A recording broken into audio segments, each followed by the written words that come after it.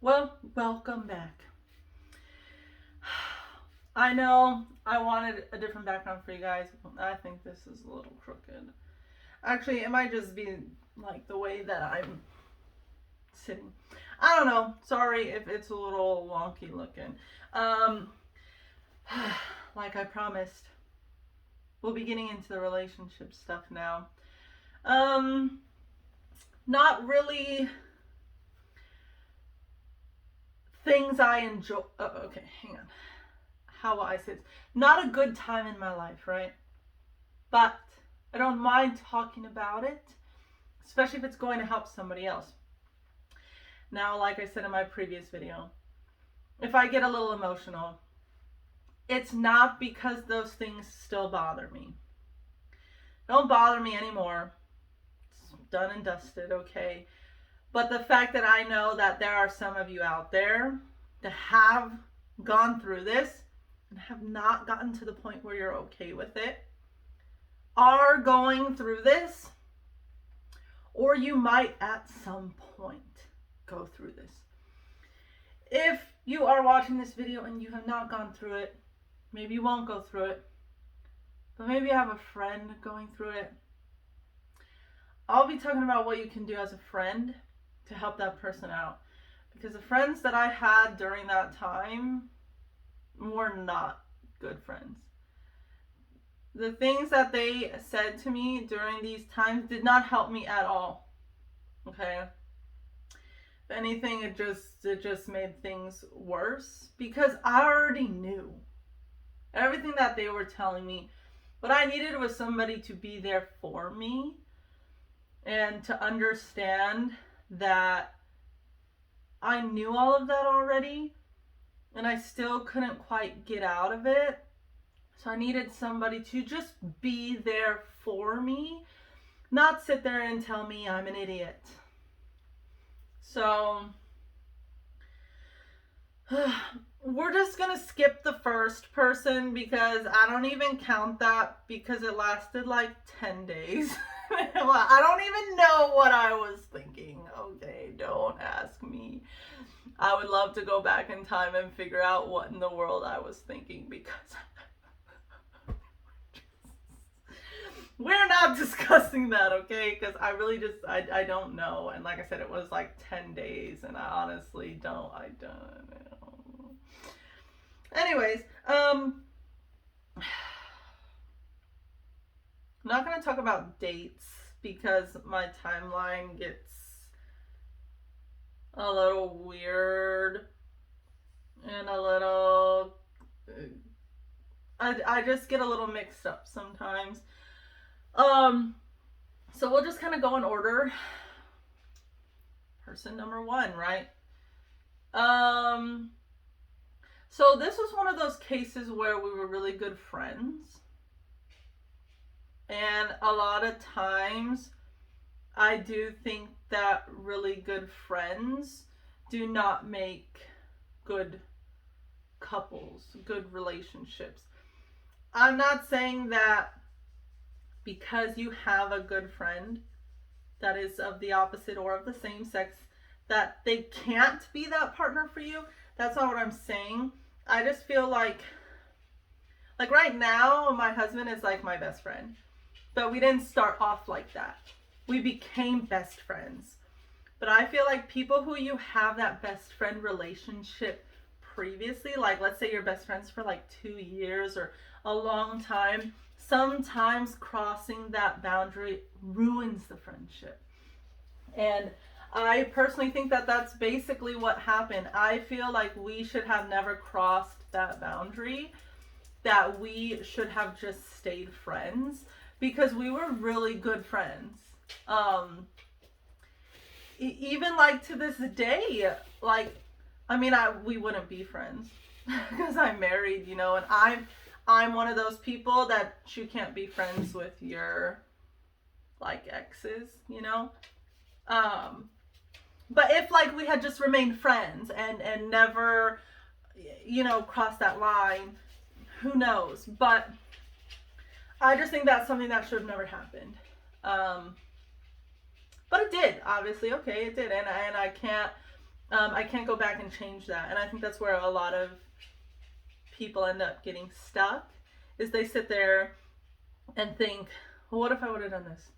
What if I would have done that? And you sit there running scenarios in your head, because I did for a very long time. Okay, I'm not exempt from this. I still run through scenarios in my head, but not of that, of more recent, things. So I am not exempt from that. I spent a long time, wasted time and mental capacity running through different scenarios that wasn't going to change a thing. Okay. I think running through scenarios has the time and a place, but that's beside the point. Anyways, so honestly, not even really 100% sure how it started anyways, but we're just always, really chill, I always got along with a lot of, like, men, boys, whatever, because I'm not a girly girl, okay? I didn't get along with a lot of girls. One, because I'm usually just not for the drama. It's overwhelming. It's stressful. I had too much going on, too much of my own drama that I don't need all of yours, okay? And they just had different interests than I did. Like I said, I'm not big on shopping, getting my hair, I don't even have any hair, getting my hair done, my nails done, just doing all the girl things, right? Like, I'm just not into that, and like, I don't care for it. So I just never really had a lot of friends that were girls. Just because I was more like a dude than a girl, okay? So there ain't nothing wrong with it, But like, we played basketball all the time. We were both going to the same church. That's a story for a different day, okay? We're not getting into that. But so yeah, we were just, really good friends, and everything was fine for a little while. Until I don't, so my issue back then was, like I explained in a video about myself, very big overthinker, okay? I always went to worst case scenario. I always just overthought everything. Still to this day, I struggle with it in certain aspects because I'm very analytical. I'm very logical and very rational. That sometimes it's difficult for me to not overthink things, especially when I'm very good at seeing so many different perspectives and sides of things that it's hard to not overthink when you're very analytical and you can see so many different sides. Like, why not look at them all? Like, not the best at times. Okay, again, there's a time and a place for that. And this was not the time nor the place. Okay, so eventually you just start hearing things, things that nobody wants to hear when they're involved with someone else. Whether you're exclusive or not, you still don't want to hear those things. Now, I understand there are some people in this world that can be with somebody and not care that somebody is with other people. I am not one of those people. Okay. And I guess it probably just wasn't really made very clear from the beginning that was not what we were. That was not, like, we were not together, if that makes sense. Pretty much all the people I've been with, we were not together. Okay? If that doesn't give you a hint to where we're going, then you'll find out. But you start hearing things and you start questioning things, and oftentimes there's excuse after excuse for it, or they blame you. Oh, you're just overthinking. Why are you listening to everybody else? This is what I'm telling you. And narcissist, right? Okay. Anyways, very manipulative, very, it just seems to go from us being very good friends to blaming me for, everything that was going on, even though I was not the one sleeping with other people, underage other people, okay? I was not the one doing that.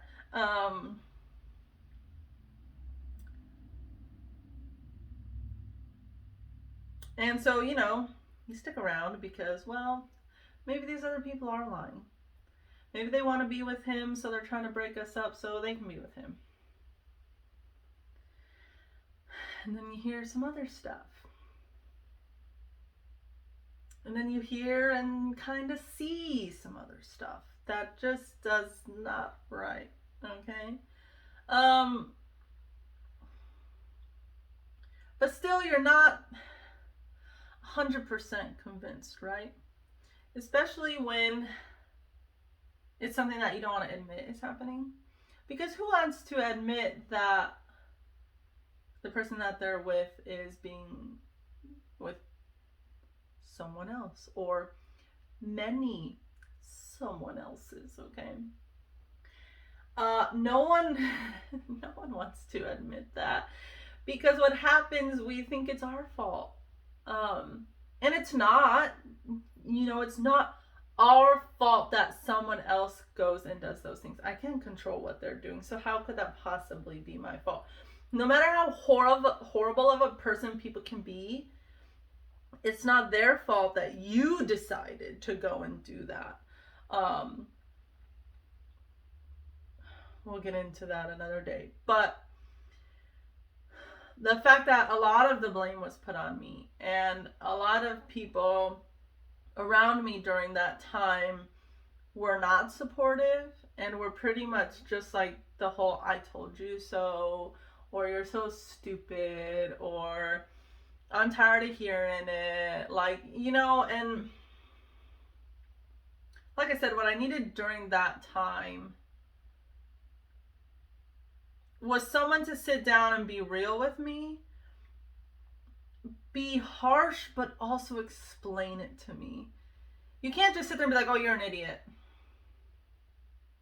Well, no, duh. You don't think that I don't know that? Like, this is the third time this has happened. You don't think that I don't know that? I know that. But I don't want to admit it. I don't want it to end. I don't want... So what needs to happen, if you're the friend, is you need to help that person see what is going on. Because we see it, right? But I'm just going to use these terms. It's blurry. It's not clear. We see it, but it's not loud and clear. It's a little blurry. We're a tad blinded, okay? So what you need to do is make it clear. Break it down, bust it wide open, tell us how it is, but from a place of, I care about you. This is what's happening. You don't deserve this. Get it together. Not, "You're so freaking dumb. I'm tired of hearing this. Leave me alone." Thanks. Like, that made me feel so much better. That made me feel empowered to stand up for myself. The hell? Because when those kinds of things happen, most people feel, again, like it's their fault, but they feel worthless, okay? They feel like they don't matter, that nobody cares, that someone that was once a friend treats you that way. And then people that were your so-called friends during the time say those things to you and treat you that way. What else are you supposed to think about yourself? Like,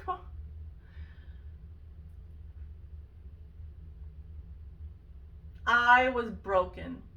I spent a lot of time during that period changing who I was to please the other person.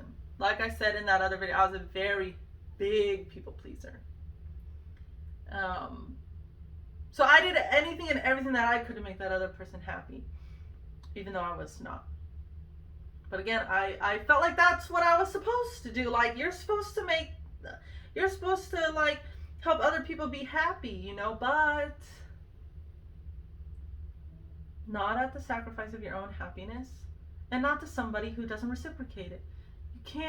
You should not be giving and not getting anything back, okay? But I had lost myself during that time. I was broken. I didn't know who I was anymore. I didn't know who these other people were anymore, my so-called friends, and the church was another big problem there, and I just,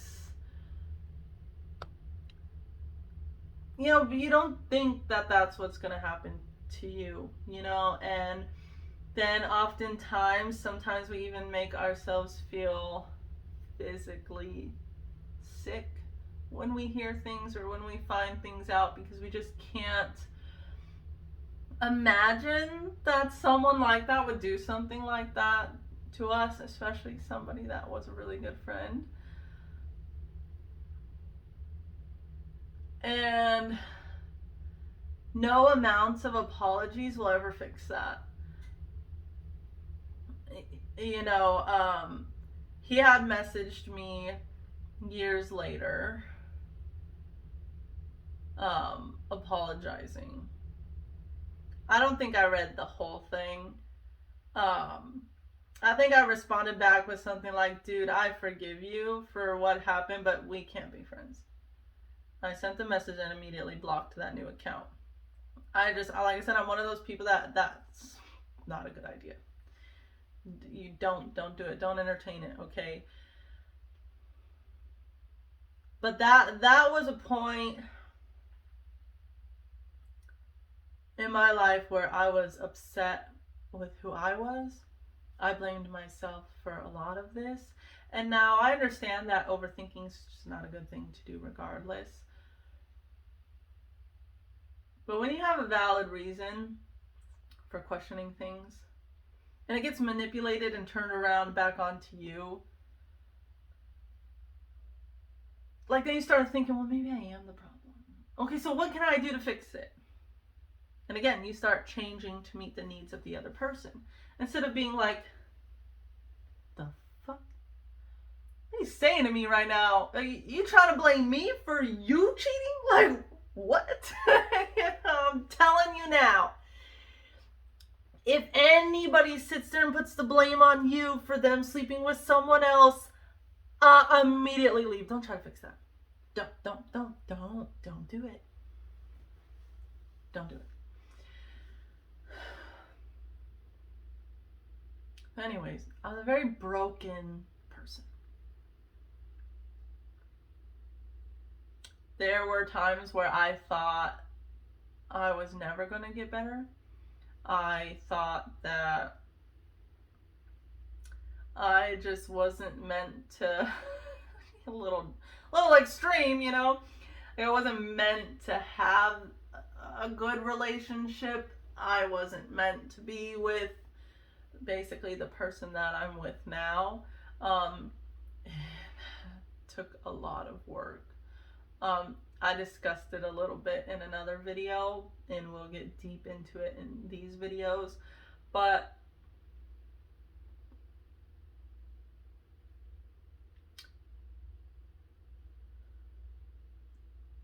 when you're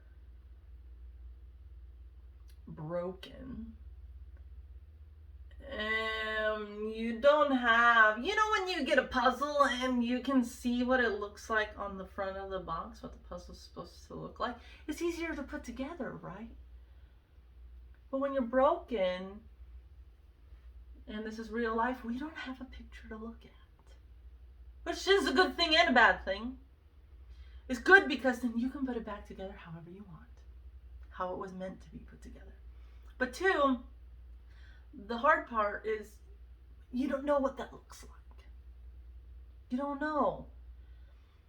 And that requires deep diving. And that's not easy. So oftentimes, what do people do? They get in a relationship with someone else because they think, oh, this is what's going to fix me.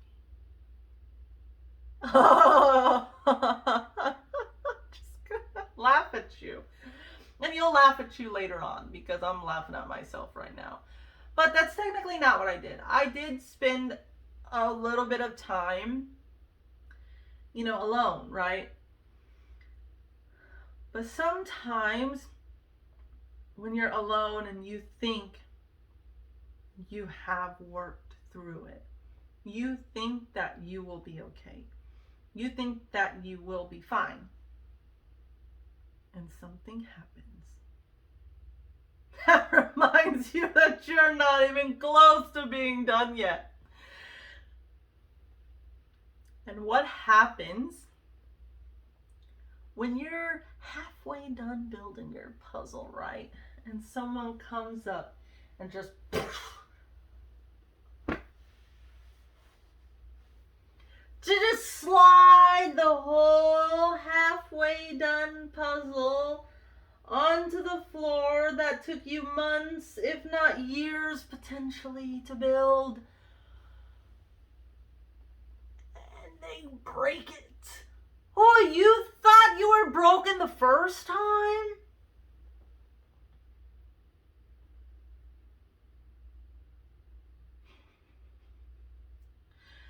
Nothing breaks somebody more than them thinking they have healed from the first one to walk right back into it and be broken again.